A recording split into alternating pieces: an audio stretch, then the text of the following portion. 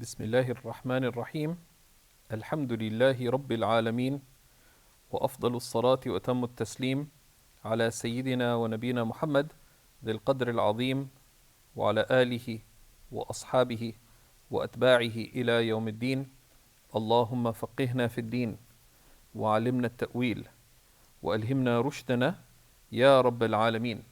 Alhamdulillah, in our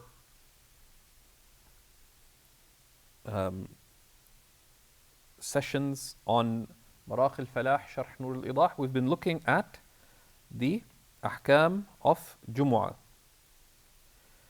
And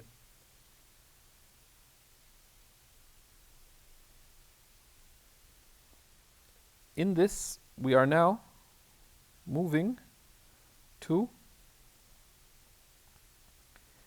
look at some of the extra adab of the one attending Jumu'ah. Right? So we began by looking at the adab of the adab, i.e. the sunnahs of the khatib. Then we look at the duties, the adab of the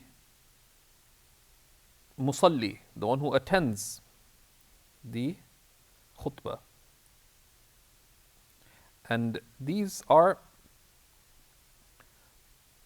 some of these are obligatory, right? And some of these are, that's obligatory or wajib, and some of these are sunnahs and proprieties, right? And we looked at some of these, and we reached his words that وَلَا يَرُدُّ سَلَامًا, and one does not return the salams. So there's a governing principle, right? There's a governing principle which is that, so قال الإمام الشرملاني رحمه الله تعالى وَلَا يَرُدُّ سَلَامًا وَلَا يُشَمِّتُ عَاطِسًا, one does not return the salams, right? One does not return the salams, and one does not greet, one does not respond to the one who sneezes. لِاشْتِغَالِهِ بِسَمَاعٍ wajib, because this busies you away from the immediate duty, which is the obligatory or the necessary listening. Now, in this, there's the fuqaha mention a general principle, right? That كل ما كره في الصلاة كل ما كره في الصلاة كره في الخطبة. Everything that is disliked in the prayer is disliked in the khutbah. Right? So looking around, fidgeting, just think about all the makruhat of the salah, all of them apply here as well, right? So that is a useful governing principle that addresses so many things for us, right? And the hadiths about this, as we mentioned, and we can share them, the hadiths about this are important to read because they give us a sense of the sanctity of the khutbah. Right? They give us a clear sense of the sanctity of the khutbah. Right? So one does not respond to a salam. Now, if and one does not answer the salam, not with one's tongue and not with one's action, like by raising one's hand, unless one fears an unusual harm, right? Like with respect to someone who would be severely hurt by it or something, then that would be a distinct case, right? that would be considered a distinct case. ف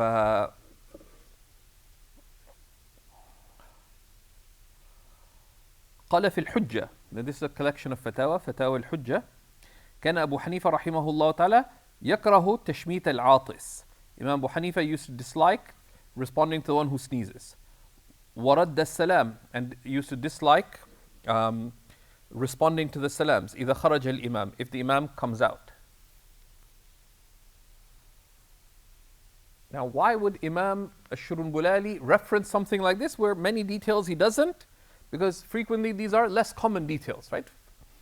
And also because often these kinds of things, there are debates going on, right? So the commentaries contain implicit scholarly debates, right? Because some people ask the question that why would it be makruh, right?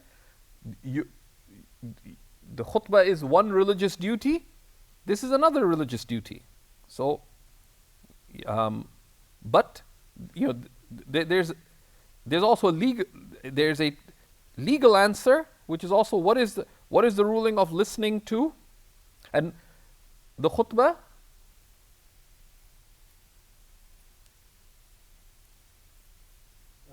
Wajib. What's the ruling of answering the salam?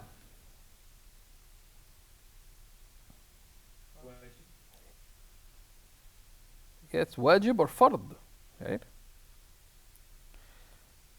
So that's the ishkal, right? That's the POC, point of complication. So how does one join between these two matters, right? How does one join between these two matters? So that though the salam is wajib, but the salam falls under human speech, which has been interdicted in this situation, right? And this is what Abu Hanifa stated about it, and other madhabs too, right?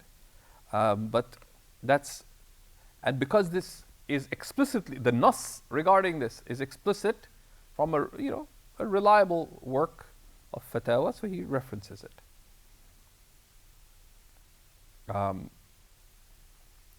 حتى يفرغ من صلاته, until one completes one's prayer. Right? Now, if someone gave you salam while you're listening to the khutbah, you do not need to answer it afterwards. Right? It's not sunnah to answer it. Right? Because this salam was غير مأذون. Right? And this applies to other salams which were given when you were busy. Right? So there's ahkam related to salam. These are detailed in many different places. Imam, if you look in those of you able to look in Hashd ibn Abdin, you can see the discussion on ahkamus salam. So anytime it's makruh to give the salam to somebody, or any time where you're not able to respond to the salam, when the salam is given to you, you don't have to answer afterwards.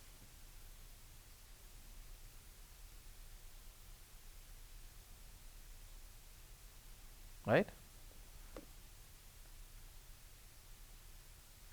So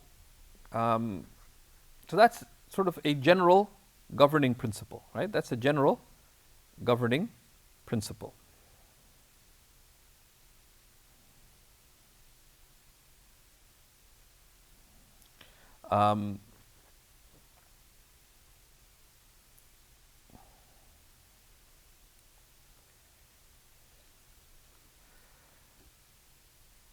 And they say that in general, there's a principle that al-mashghul la yushghal.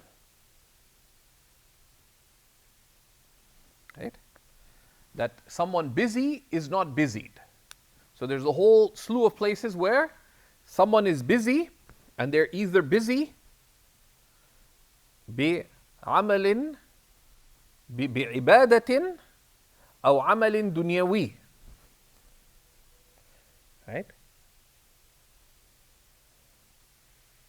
They're either busy with a next worldly act or a worldly act.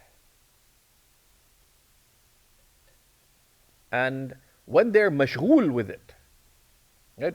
And they're, some acts, it's either all in or not. Such as what? Like prayer. You can't say, well, I'm casually praying. You pray half a rak'ah, then you sit down, and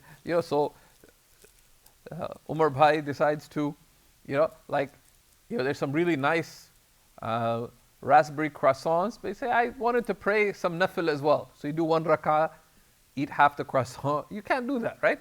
It's either in or out. Quran you're supposed to be fully attentive to. But there are certain things like dhikr, for example. Someone's making dhikr, can you give salam to them? There's a difference between someone who is fully engaged in dhikr vis-a-vis someone who's making dhikr, but they're not busy with it, right? They're walking down the street, they're making dhikr. You can say, the general sunnah of giving salams would still apply. Likewise, if they're engaged in a worldly act,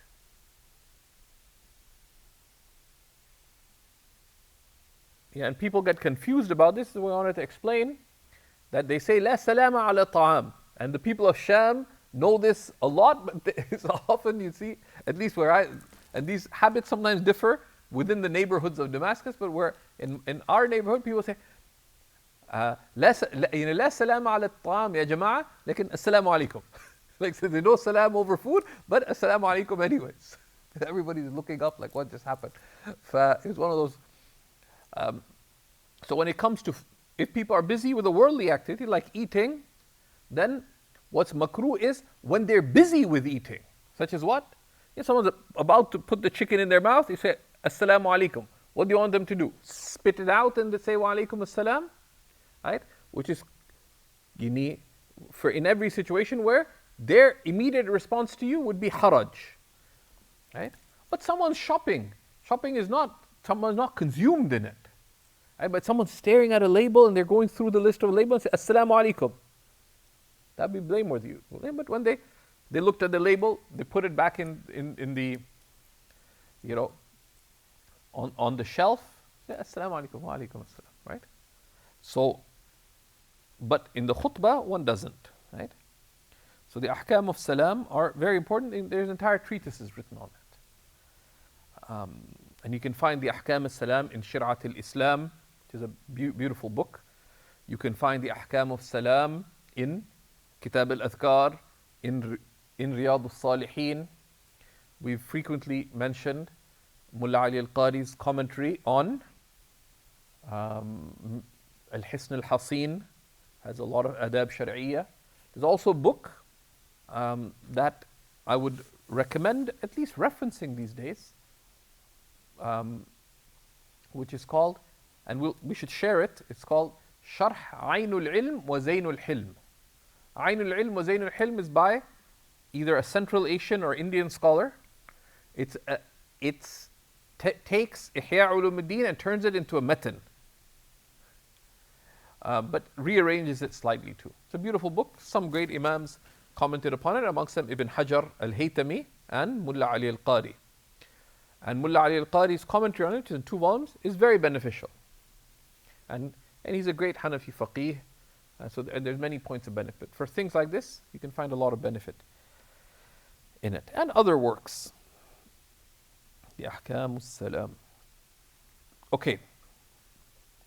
And elsewhere, if you look in the related chapter in Mishkatul Masabih, in Riyadh al-Sahih, Mishkatul Masabih, these are the hadith of salam, and the commentators like Mullah Ali al-Qari, they explained adab and this and that, and these are important devotional acts. Okay.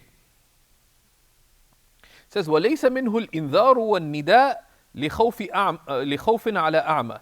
And it is not from what is disliked to do during the prayer to warn or call out if you fear that a blind person, may stumble or fall, على أعمى ونحوه, and the like of a blind person, someone unaware. التردي في بئر أو خوف حية وعقرب, or out of fear of a snake or a scorpion. لأن حق الآدمي مقدم على الإنصات حق الله تعالى. Right? Because the right of the human being is given precedence there over silence, which is the right of Allah subhanahu wa ta'ala. Because humans are needy, Allah subhanahu wa ta'ala is free of all need. But مجاز لعذر يقدر بقدره. That which is permitted due to an excuse is limited to its extent. So for example, if the main hall is full and they didn't have a sign, so you're standing telling people to go that way, right?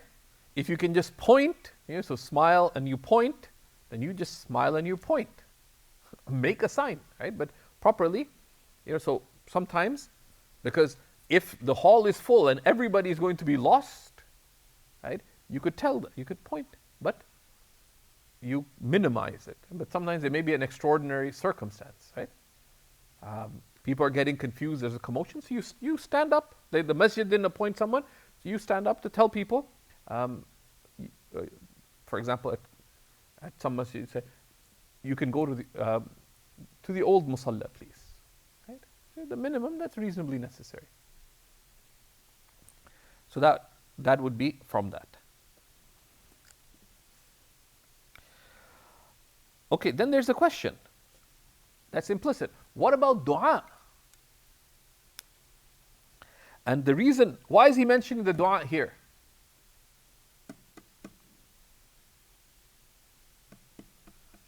Because he says, وَالدُّعَاءُ الْمُسْتَجَابُ, right? وَقْتَ الْإِقَامَةِ, right? يَحْصُلُ بِالْقَلْبِ لَا بِاللِّسَانِ. The dua that is answered at the time of the iqamah can be fulfilled with the heart without the tongue. Because the Prophet ﷺ mentioned in multiple hadiths that on Friday there's a moment, there's a sa'ah in which Allah subhanahu wa ta'ala answers dua. And there's khilaf as to what that sa'ah, that moment is. There's more than 40 opinions about this. All kinds. There's about a dozen major ones, and of those about 6 or 8 that are significant. And this is called Sa'atul Ijaba, Yawm al-Jum'ah. Right? So a lot of the fuqaha take this opinion that it is some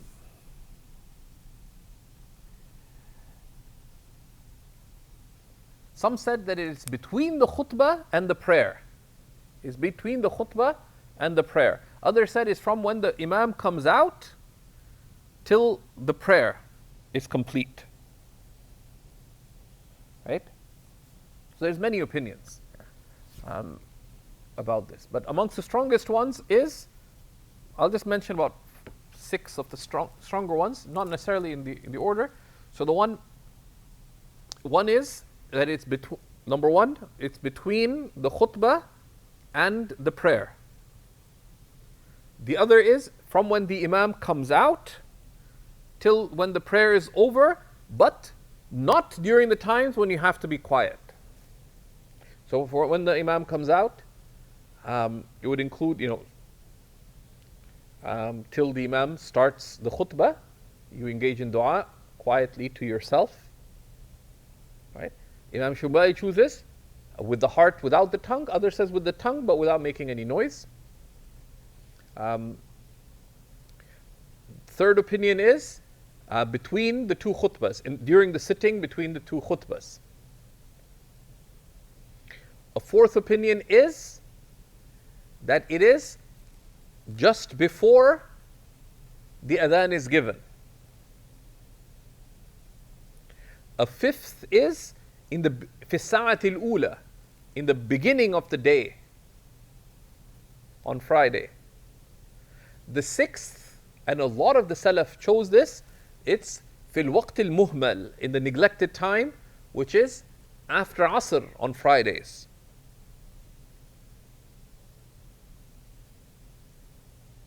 And there's many other opinions, but these are 6 of the main opinions. نسأل الله سبحانه وتعالى التيسير والعافية.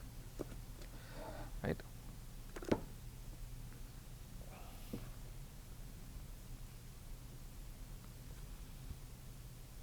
So this is, of course, answering an implicit question, which is, but that if you have to be silent, what about the dua? Said you can do it within. The other position is that between the two khutbahs, when the imam is not speaking, you can say the dua quietly to yourself, right? ويكره لحاضر الخطبة الأكل والشرب, right? It's disliked for the one who's attending the khutbah to eat or drink. Right? On a hot day, you keep a bottle with you and you hydrate yourself during the khutbah. The time for that was before. وقال الكمال يحرم وإن كان يحرم أي العمل أثناء الخطبة. It's prohibited, meaning to do any action during the khutbah. وإن كان أمرا بمعروف, even if it's commanding the good. أو تسبيحا, or engaging in tasbih. Certainly during the khutbah, right? والأكل والشرب ولو كان أمرا بالمعروف أو تسبيحا والأكل والشرب والكتابة, and likewise eating and drinking and writing. So you want to take notes during the khutbah? No.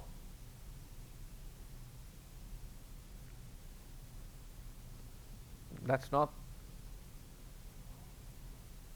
permissible. يعني إذا كان يسمع, meaning if one can hear. And we took that إطلاق المنع أولى, right?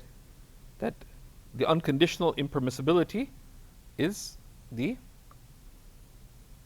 لما قدمناه أن الكتابة أن كتابة من لا يسمع الخطبة غير ممتنعة.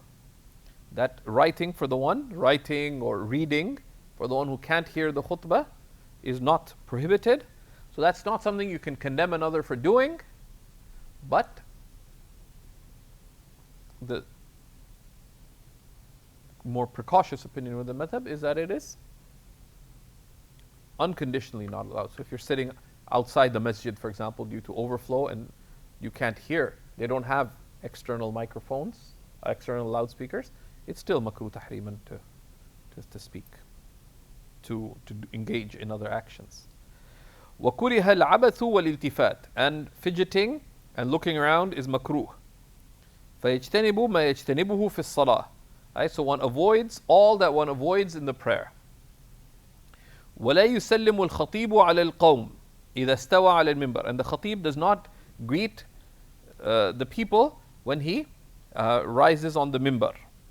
لأنه يلجئهم إلى ما نهوا عنه, because this is compelling them to do that which they're not supposed to do. والمروي من سلامه عندنا غير مقبول, and what is related of the salam, right, which is in Sunan Ibn Majah and so on, was not acceptable, right? Because the hadith was deemed weak, right, by the muhaddithin.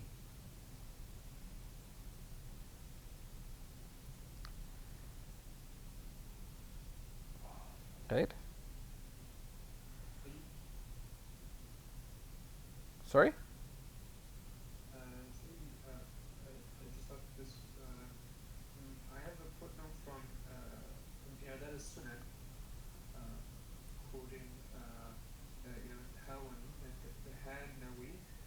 He says, "والمختار عندي للأحاديث المذكورة القول بمشروعيته." Is this What edition is this? This is Shaykh Shanar's edition, Darul Funha, and Okay. Okay. Yeah. That's a choice. The famous in the madhab is that it is not allowed, right? Right? Right?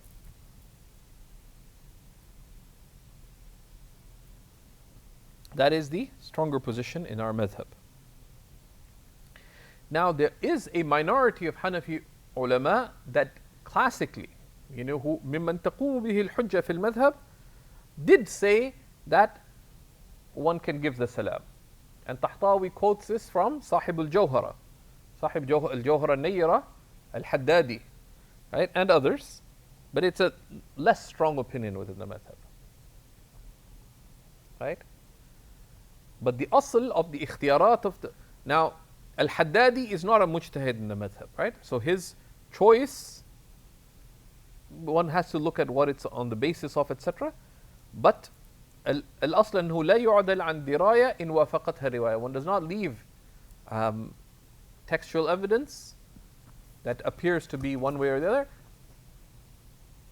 if it corresponds to an established narration within the madhab, right? So sometimes in i'la as-sunan, sometimes, of course, at-Tahanawi is a poor expression because the author of i'la as-sunan is Mawlana Zafar Ahmad Usmani, Zafar Ahmad al-Uthmani at-Tahanawi, but generally he's known as Zafar Ahmad Usmani, and when you say at-Tahanawi, in general, who the person meant is Maulana Ashraf Ali at-Tahanawi, who's the one who commissioned the work. So this is an ikhtiyar, right? But this is considered their choice. But does it represent the madhab? No, unless it corresponds to a riwayah, a sound riwayah in the madhab, right? So yeah, they are of the ulama of the madhab who've said it. So we'd say the relied upon position in the madhab is what's mentioned here by Imam Shurumbulali. Sometimes circumstances may entail that, like personally, most masajid, I would give the salams, right? Or I'll consider when I can whether to give the salam or not. Some places you look at, like sometimes I go to the University of Toronto, I look at the audience, everybody's asleep. So I just start the khutbah because nobody is really like. But I've had situations where I've skipped it and someone said, "Ya Shaykh, assalamu alaikum." And right, so one has to be aware. So it's not going. So the relied upon in the madhab is what's mentioned by Imam Shafi'i. There are opinions in the madhab to the contrary. You can see it in Tahtawi. But that does not represent the mu'tamad in the madhab. But if one took it, right, the Imam does not give salam, but there is leeway in it. There's khilaf with the Sada Shafi'iyya, etc. So, وكره لمن تجب عليه الجمعة الخروج من المصر يوم الجمعة بعد النداء أي الأذان الأول وقيل الثاني ما لم يصلي الجمعة لأنه يعني شمله الأمر بالسعي قبل تحققه بالسير. So it is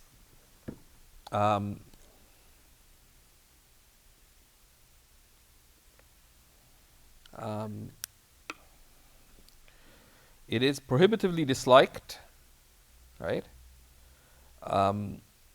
for one who's obligated to perform Jumu'ah, and we looked at the conditions of obligation, to leave the city on Friday after the first adhan.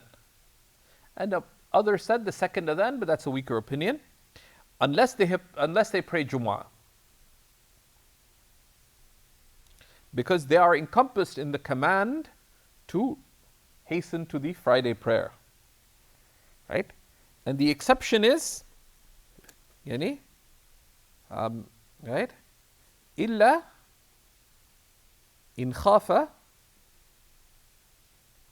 فوت الراحلة, right? Unless one fears that the caravan or the mode of transportation will leave. Right? And you can see the details in the Durr, etc. Right? So you're going to miss your flight if you attended Jummah, then you're not going to be able to check in time, etc. Now, where you have a choice, it's better not to book a flight right at Jummah time. But if the time comes in, it's obligatory for you to try to attend Jummah, to attend Jummah, unless you're going to miss the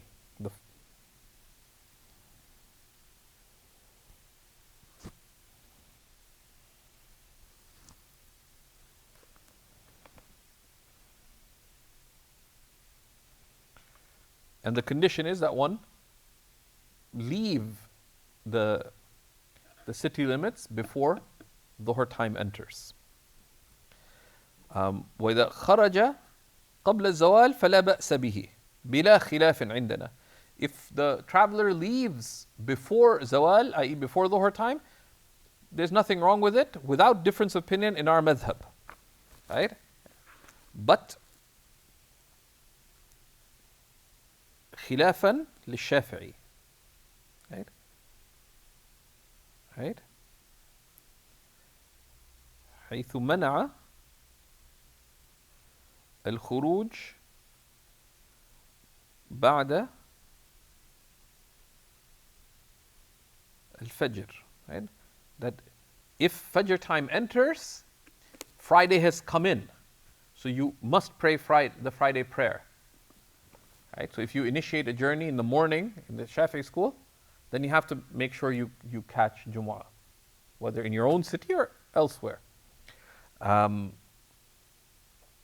that's something where you can avoid difference of opinion. We took the general principle of al-khuruj min al-khilaf mustahab ما لم يترتب عليه ارتكاب مكروه في مذهبه ولو خلاف أولى.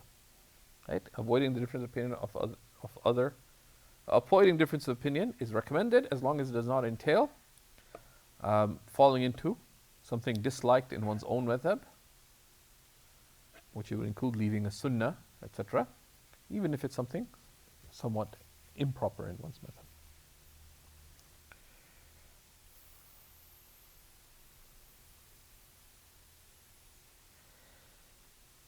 وكذا بعد الفراغ منها, likewise, there's nothing wrong with traveling after it. وَإِلَّمْ يُدْرِكَهَا, even if one did not catch it. So, Jumu'ah is done, and then you traveled. So, the fact that you missed Jumu'ah is blameworthy, but you can still travel. Because there are some of the Salaf who said that on Friday you're not supposed to travel, and because you missed Jumu'ah, you should not. And those are the legal basis for those opinions is weak. ومن لا جمعة عليه كمريض ومسافر ورقيق وامرأة وأعمى ومقعد إن أداها جاز عن فرض الوقت. And those whom Friday prayer is not obligatory upon, just someone sick or a traveler, or the raqiq, or a woman, or someone blind, or someone unable, if they perform it, it fulfills the fard of the time. لأن سقوط الجمعة عنه للتخفيف, because the Friday prayer is lifted from all the above for facilitation عليه. فإن تحمل ما لم يكلف به وهو الجمعة جاز عن ظهره. So if they take on that which you're not responsible for, of the which is in this case a Friday prayer, it is valid from their instead of their dhuhr. كالمسافر إذا صام, like the traveler if they fasted. وكلام الشراح يدل على أن الأفضل لهم الجمعة. And the commentators' words indicate that broadly speaking, Friday prayer is better for them. غير أنه يستثنى منه المرأة لمنعها عن الجماعة. Though the woman is excluded from this because it's disliked for her to deliberately attend the congregation, right? Unless it be for other, because in itself, her prayer in her home is better.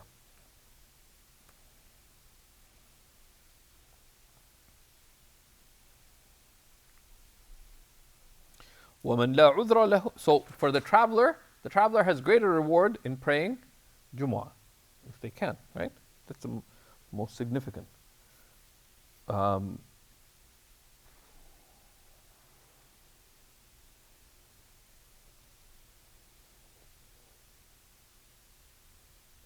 Let's say there's a sick person, right? And sometimes there's enthusiastic people. So what they do, they're sick, they're bedridden in their hospital bed, but there's Jumu'ah at the hospital. So in some hospitals, some Muslim chaplains and other what they do, they arrange a what are they called, a wheelchair service to get sick people to Friday prayer. And that's where sometimes goodwill but lack of knowledge prioritizes things that are not so important. That it's good for them to attend Jumu'ah, but there's many other things that are more important for them, right? Anyways, someone says, you know what? I feel lonely. I don't have to do Jumu'ah. I'll use this wheelchair service, make it to Jumu'ah. There would be more reward in that. But there's no mutalaba, there's no expectation. ومن لا عذر له يمنعه عن حضور الجمعة لو صلى الظهر قبلها أي قبل صلاة الجمعة انعقد ظهره لوجود وقت الأصل في حق الكافة وهو الظهر لكنه لما أمر بالجمعة حرم عليه الظهر. If someone does not have an excuse that prevents them, meaning validly, from attending the Jumu'ah, if they pray Dhuhr before it, meaning before Salatul Jumu'ah is performed, their Dhuhr is valid because the time of the prayer is in. Right? However, given that the prayer that they were directly commanded to perform was Jumu'ah, the prayer is valid but prohibited. Right? The Dhuhr would be valid but prohibited. So they pray Jumu'ah at 1:30 in the masjid. Someone says, I got a busy work day. So they 1 o'clock they prayed Dhuhr. This will be valid but haram. And it's ala qayd al-fasad. Right? And it's on the verge of nullification, as we will see. وَكَانَ انْعِقَادُهُ مَوْقُوفًا, and its validity is suspended. موقوفًا, it's على وشك الفساد, it's on the verge of being corrupt. فإن سعى أي مشى إليها أي الجمعة وكان الإمام فيها وقتا في فصاله عن داره لم يتمها أو أقيمت بعدما سعى إليه بطل ظهره. Right? Then, if one prayed Dhuhr before Jumu'ah and then one headed to Jumu'ah, then the moment one leaves one's home or wherever one was, right, by leaving the door, your Dhuhr is invalidated. If the Imam is still within the Jumu'ah. Right? The Dhuhr is invalidated. بطل ظهره أي وصفه وصار نفلا, and it becomes a 4 rak'ah nafl. وكذا المعذور, right? And likewise the one with a chronic excuse, right? Because they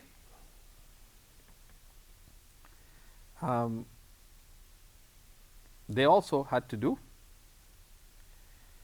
and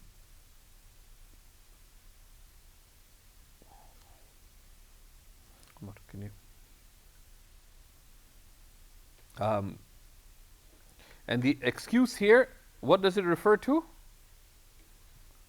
Likewise, the one excused is not the one who has a chronic excuse. The one who has an excuse, al-ma'zur an hudur al-jumu'ah. Right? So one has an excuse not to attend Jumu'ah, so they prayed Dhuhr. But when you direct yourself to Jumu'ah, it would invalidate your Jumu'ah. It would invalidate your Dhuhr. And there's another opinion that it won't.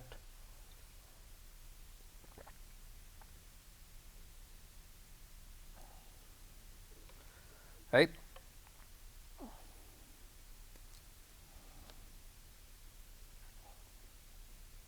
Right? وَإِن لَمْ يُدْرِكْهَا فِي الْأَصَحِ, even if one did not catch the Jumu'ah prayer according to the more correct opinion. right? That what breaks the prayer is if you prayed Dhuhr, but the Jumu'ah prayer has still not been done, when you leave home, the Dhuhr is invalidated. And it's invalidated, khalas. Then, whether you called Jumu'ah or not, you have to pray Dhuhr again. Right? What are the other opinions? قيل إذا مشى خطوتين في البيت الواسع يبطل. There's another opinion that if one walked 2 steps after decide, okay, I need to go to Jumu'ah, you walk 2 steps, it invalidates it. Right? But that's سببه غير ظاهر.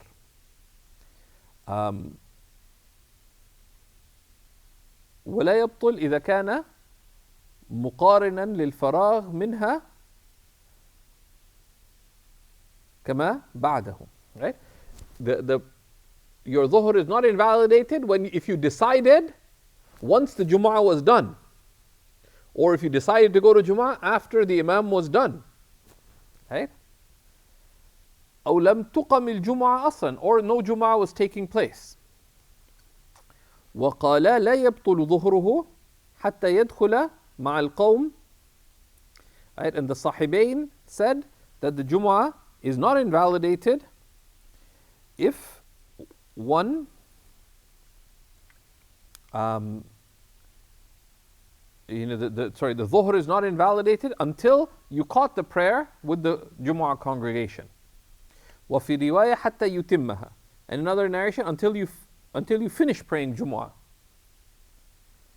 حتى لو أفسد الجمعة قبل تمامها لا يبطل ظهره. So according to this, even if one invalidated the Jumu'ah before finishing it, the Dhuhr is not invalidated, according to this riwayah.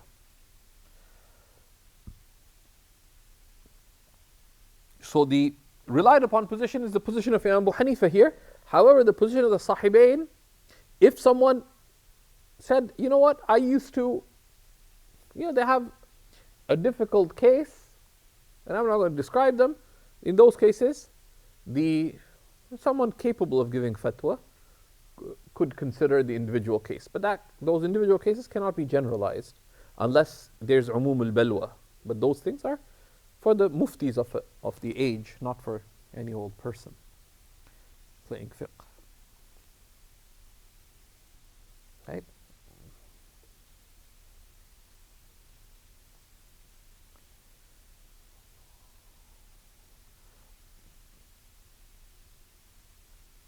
ويقتصر الفساد عليه لو كان إماما.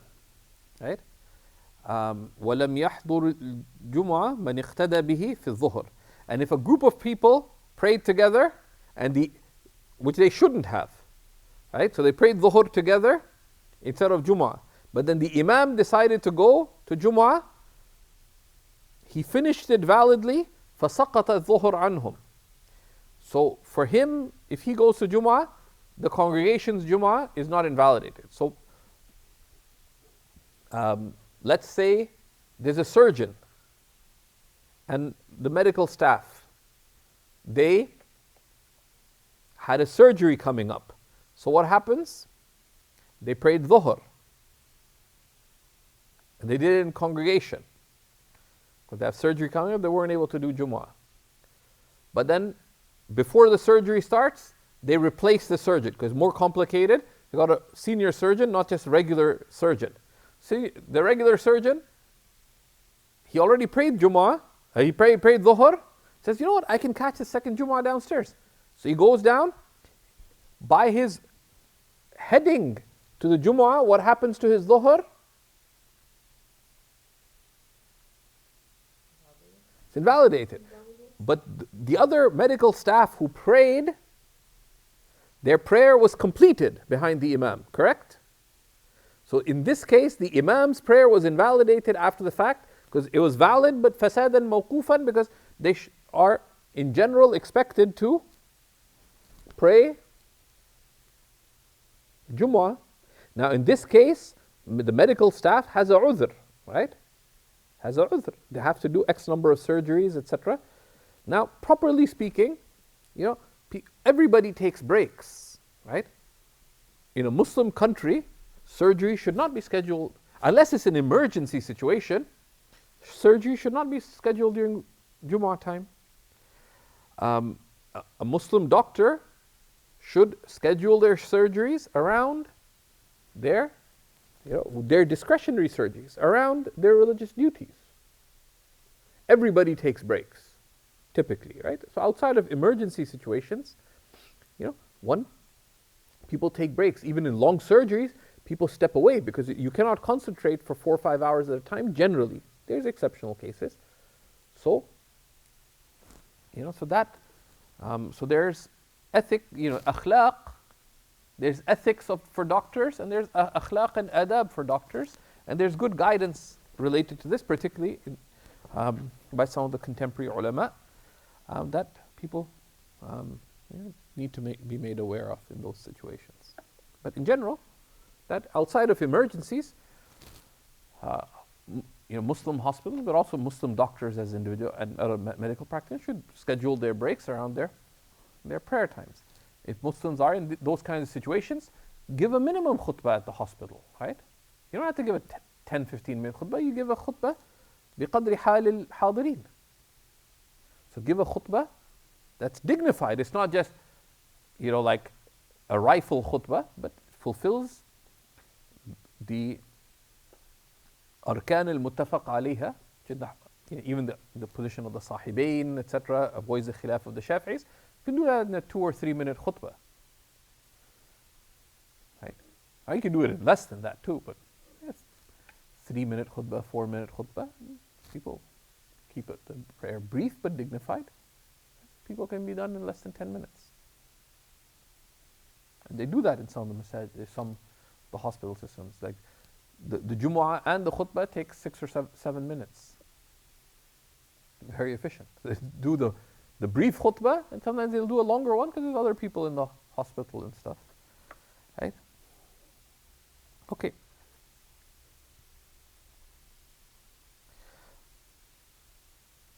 وكره للمعذور كمريض ورقيق ومسافر والمسجون أداء الظهر بجماعة في المصر يومها. It is makruh for the one with an excuse. And the excuse here from attending للمعذور أي عن حضور الجمعة, like the sick person and the raqiq, the slave, and the traveler, and the one in prison, to perform dhuhr in congregation in the city on that day, right? Both before and after Jumu'ah, because Jumu'ah is from the sha'ir of the deen, right?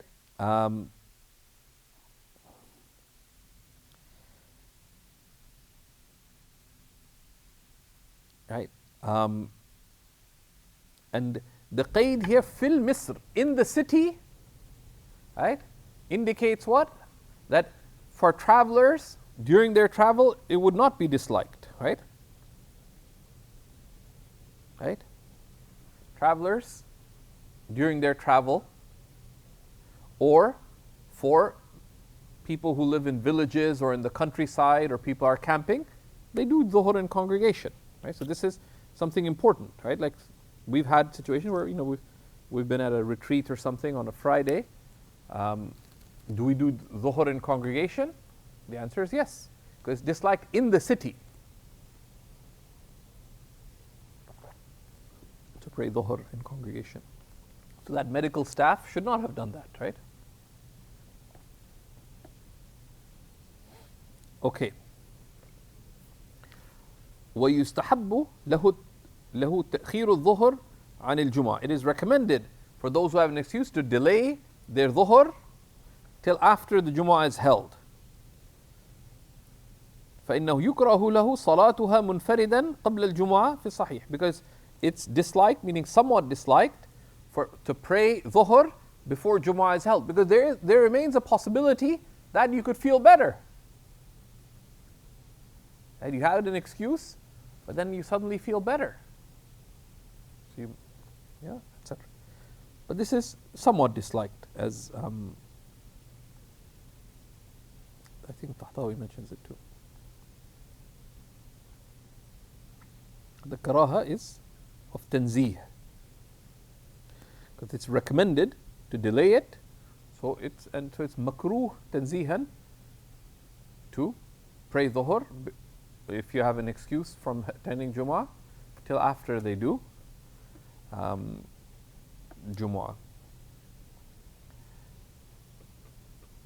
And some said this relates to those. There's a difference between having an excuse and those who are not expected to attend, right? So would this extend to women? Al-Zahir that no. Or if there's a reason, right? And that's why it's somewhat dislike unless there's a reason to the contrary. You know, someone's not able to attend Jumu'ah, you know, or they're excused from Jumu'ah like a traveler, right? But they're at a conference and this is the break between the sessions. So the break between the sessions that they're attending is 12 to 12:30. There's a Jumu'ah being held at 1:30, but they have to attend a session. They're a traveler. They're not going to attend. So they left what was أولى, but فالأمر واسع. ومن أدركها إلى الجمعة في التشهد أو في سجود السهو أو تشهده أتم جمعة لما رويناه وما فاتكم فقدوا وهذا عندهما. Whoever catches the Friday prayer in the tashahhud, or even after the tashahhud, like the tashahhud meaning the whole tashahhud, tashahhud أي تشهد أي قبل السلام, right? أي قبل السلام. Whoever catches it before the final salam. So tashahhud meaning in the tashahhud position, not while the imam is saying the tashahhud, right? أي قبل السلام. Or before the forgetfulness prostration, because or in the forgetfulness prostrations, because the forgetfulness prostration lifts the salam, or in the tashahhud of the forgetfulness prostration finishes it as Jumu'ah, because of what we've related, and whatever you missed, make up, right? Meaning that you caught what you caught with the imam, and you make up what you missed.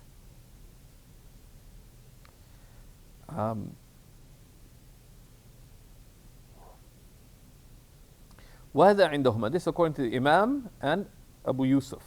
وقال محمد رحمة الله عليهم أجمعين إن أدركه قبل رفع رأسه من ركوع الثانية أتم جمعة وإلا أتم ظهرا. And Imam Muhammad is related to have said, if one caught the Jumu'ah before the Imam raises their head from the ruku' of the second rak'ah, one completes it as Jumu'ah. So if you caught at least one rak'ah with the Imam, you've caught Jumu'ah. If you've not even caught one rak'ah of the Imam, then you finish it as Dhuhr. And that's based on the hadith, right? That whoever catches even one rak'ah with the Imam has caught the Jumu'ah. So he understood it, al-mutlaq yansarifu ila al-kamil, the unconditioned goes to the complete. Whoever caught one rak'ah with the Imam has caught the Jumu'ah, meaning one who has caught the rak'ah. Who has caught the rak'ah, meaning caught a complete rak'ah, meaning you're considered to prayed one rak'ah behind the Imam, which is if you caught the Imam while they're still in ruku'. The response to that is no. Here, looking with the other evidence, من أدرك ركعة أي شيئا من الركعة, right? Whoever caught anything of the rak'ah, right?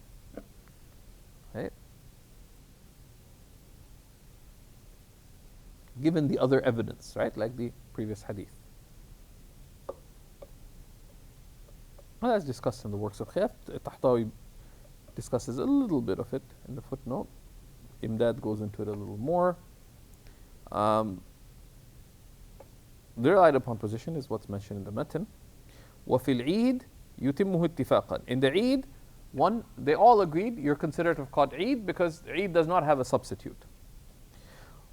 وَيَتَخَيَّرُ فِي الْجَهْرِ وَالْإِخْفَاءِ. And in what one is making up, one has a choice of reciting out loud or quietly, but if there are people around, then you would recite quietly, right? Or if one does jahar, what is the minimum jahar? بحيث لا يشوش أحدا. They said that one would not disturb anyone else.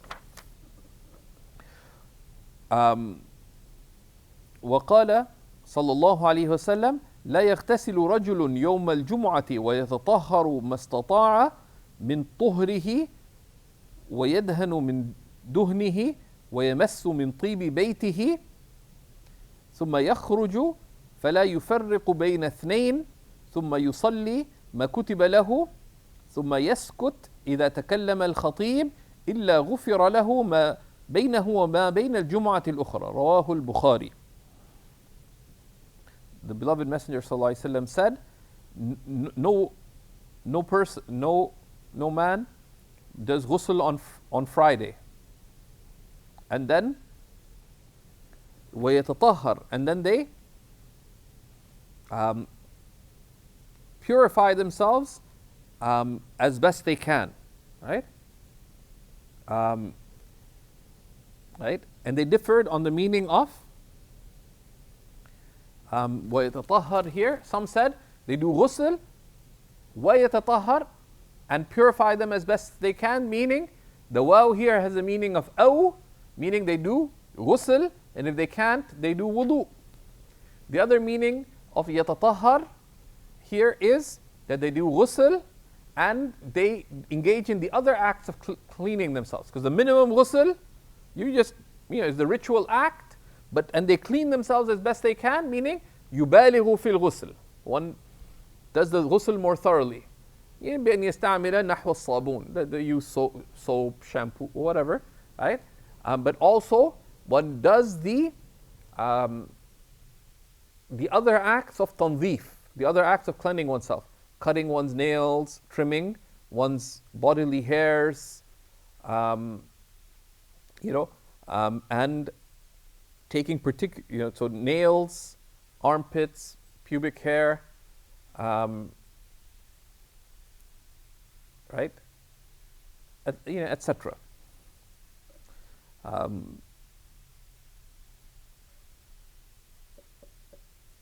There are some Hanafis who said that one does these acts of the khisalul fitra, of trimming nails and bodily hair after Jumu'ah, because going to Jumu'ah resembles going on Hajj. But that's a bit far-fetched, because the other hadiths indicate that one goes to Jumu'ah in the best of states. So those hadiths are given precedence to what those fuqaha said, even though they're very noble fuqaha.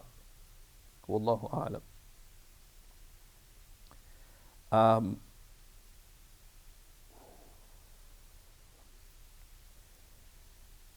And one applies oil, right? Right? On one's skin or one's hair, whether of the head or the beard, right? And to apply يَمَسُّ مِنْ طِيبِ بَيْتِهِ. يَمَسُّ, of course, some of the fuqaha, some of the commentators of hadith, يَمَسُّ, right, is that the sunnah with, so they said يَمَسُّ minhu, does it mean taqleel? But not necessarily, because it is mentioned about the Prophet ﷺ, and also about different Sahaba. It's related about Abdullah ibn Mas'ud and others, that if they went down the road, people would know them from their smell even before they came. And that applied both for the Prophet ﷺ of his own natural beautiful scent, but he would apply tib to that. And likewise, a number of the Sahaba applied extensive. But they say applying tib extensively for men is good. فيما يستحسن الإكثار منه. Right? ولا ينفر. That applying perfume extensively is good where it would be deemed pleasing and not displeasing. Right? And min tibi baytihi, of the perfume of one's house, which is either what you own or what your household members have. If you don't have any, turn from your household members, but with their permission. Right? It also points to عدم التكلف. One does not burden oneself, right? So if you don't have any, your family members don't have any, you don't have to go and spend on it if it's difficult for you. ثم يخرج, then one heads out. And one does not separate between any two people, right? And the meaning of this is that you don't cross over people in a manner that disturbs them in their worship or deprives them of their right. And that's when people fill the gaps. But if they don't fill the gaps, then one can go through. Right? And there's some really good discussions in Mawlana al-Tahtawi's notes here. But if one has to cross over people, one does so in a non-disturbing manner. Right? Then one prays whatever is facilitated for them, meaning before of the sunnah and nafil before the khatib comes out. And then they are silent once the khatib starts speaking, except that everything between that Friday and the previous Friday is forgiven for them. That Friday and the next Friday, al-Ukhra, al-Jum'at al-Ukhra here, both are possible, right? The past Friday or the future Friday. Right?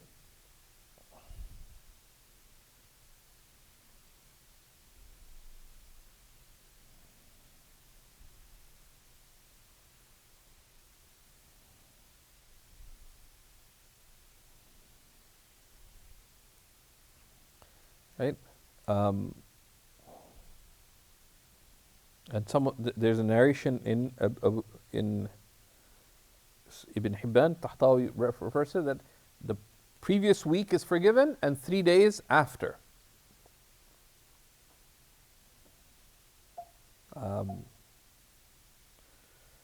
وقال صلى الله عليه وسلم ثلاثة يعصمهم الله تعالى من عذاب القبر. There are three whom Allah will shield, will preserve from the punishment of the grave.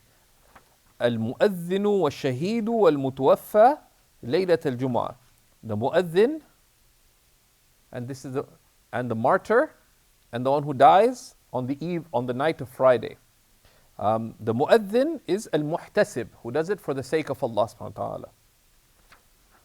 Right? And the shaheed of shaheed al-dunya or shaheed al-akhirah, the shaheed al-akhirah or the shaheed of dunya, and the one who died on Friday. Here, Mawlana al-Tahtawi did a beautiful job.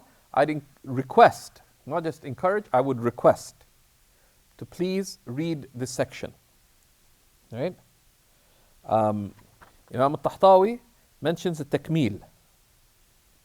And we'll just point to it, but please read it. And if you don't have access to Tahtawi, please use a copy. I'll just go through some of the things mentioned in it, but we won't read the whole thing. You can read it.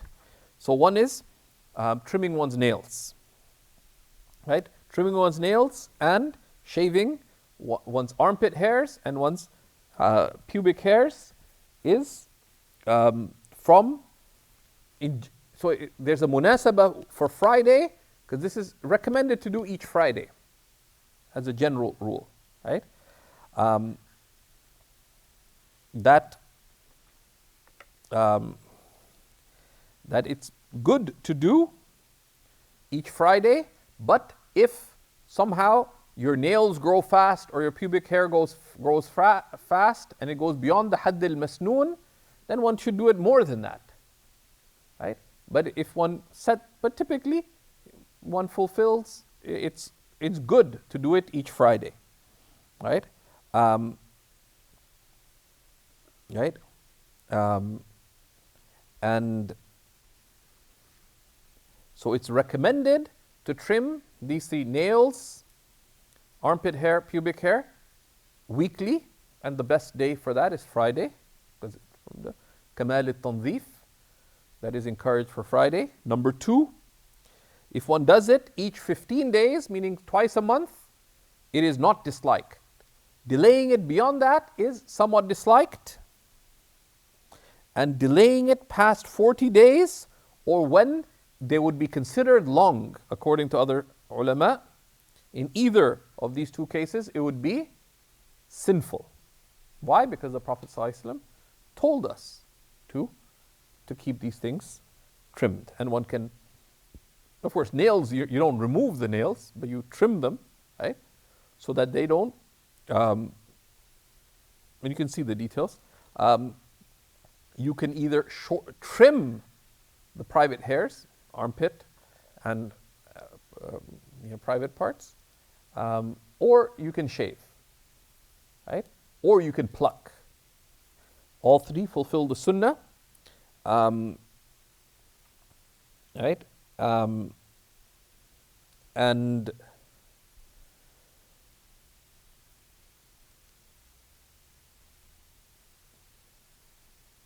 they differed. How long is disliked when it comes to armpit hair or pubic hair? Some said it's long when it's considered long. Others said it's long if it's beyond what normally grows after 2 weeks.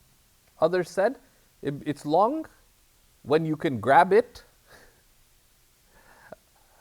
which of course leads to some funny discussions, or if it's longer than a grain of rice. But then the issue comes, which type of grain of rice, right? Because there's tiny rice and long rice. But anyways, those are. But there's no explicit text about that. In trimming the nails, there is no specific way that's narrated in the sunnah. Some of the ulama describe kayfiyat to begin with the right. But then the issue is to begin with the right this way or this way, right? So there's leeway, right? But one begins with the right hand first, then the left hand. But which finger does one begin with? There's nothing specific. Imam al-Ghazali mentioned a certain way. Ibn Daqiq al-Eid really hit him hard about it. The contention is that it's not textually established from the sunnah, that there's a specific way to trim the nails. They mention different ways. That just takes into account the idea of doing the right. Then, amongst the other things that comes up is he also discusses the issue of shaving the head for men, right? Some people relate that it's sunnah to shave the head, and this is contentious. And you can see that it's related. So it's sunnah, but this is min al-adat, right? Right? So, right? Right? It's min sunan al-adat. It's from the sunnahs of habit. So the sunnah is sunnah with respect to hair is either to lengthen the hair, and then there's 3 lengths for that: ear level, mid-ear level, or beyond ear level, but till the shoulders or above. All 3. This is the farq, and there's 3 levels of that. Walaja, wafra, lamma, and jumma. Those are specifically established from the Prophet ﷺ. What's also then shaving the head, it's not related from the Prophet ﷺ except with respect to the manasik. But some of the Sahaba, particularly Sayyidina Ali karramallahu ta'ala wajah, are related to have kept their head shaved. Broadly, the sunnah is man kana lahu sha'r falyukrimhu, whoever has hair, let them honor it. These are from min sunan al-adat, right? So the halq is narrated from the from a number of the Sahaba, amongst them Sayyidina Ali. He mentions other things as well.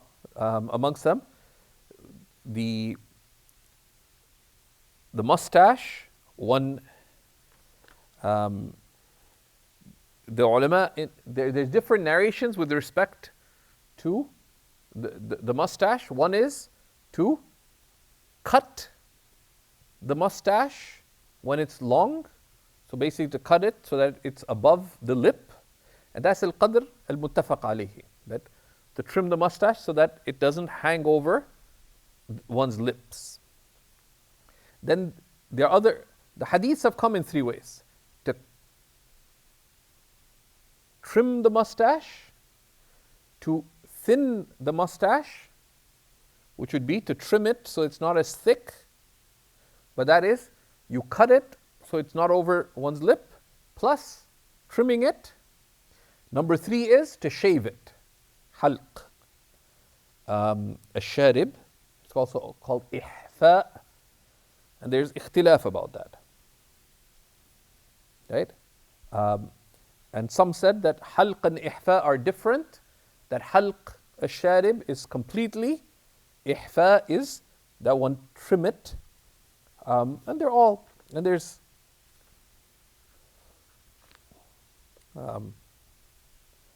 but the least is that one keep it above one's lip. The other, there's difference of opinion. Some of the Sahaba used to keep the sides of their mustache long. And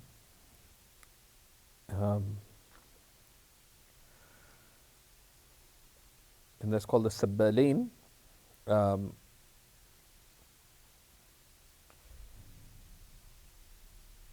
And there's a bunch of other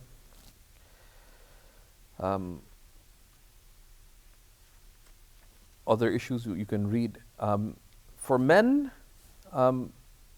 shaving away one's chest hair is khilaf al-adab. It's not sinful, but it's khilaf al-adab. But trimming it is not disliked, right? Like some have particularly full chest hair, so it comes up from their shirt, etc., and they feel there's nothing wrong with trimming, but it's completely shaving, for men to completely shave off, unless there's some need, right? For some reason, it's not wrong for men to trim their eyebrows unless they shape them, because that is alhamdulillah, that's unbecoming. And likewise with respect to women, there's ifrat and tafrit when it comes to women trimming their eyebrows. So if a woman's eyebrows are thick, to just take from the eyebrow is not makruh, but to thin the eyebrow or to shape it beyond the mu'tad, that's unbecoming, right? Because that's then from the tazyin, and that's unbecoming, right? But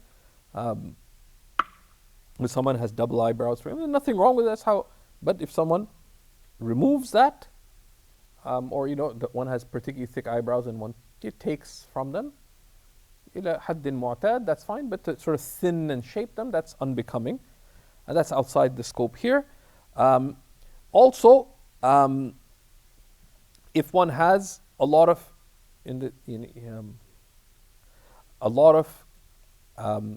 hair around one's back area, then it is recommended to remove that, right? And that makes istinja and so on easier. It is recommended to bury one's nails and one's hair if it's facilitated, right? Now, practically, in many places, that's difficult. If you don't have your own large backyard, right, you cannot do that on public grounds, right? So, and you're not allowed to throw things into the lake or the river, etc., right? So in that case, the very least, you should not put them through through the drain, like in the shower, or even worse, in the toilet. But if they go into the garbage, that's ahwan than them to be flushed, because it's with the najasa. But if one throws it, they say la ba's. There's nothing wrong with it, right? It's a matter of what is superior.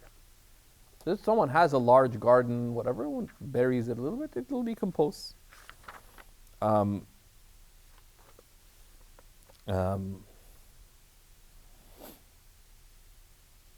likewise, if one broke a tooth, etc.,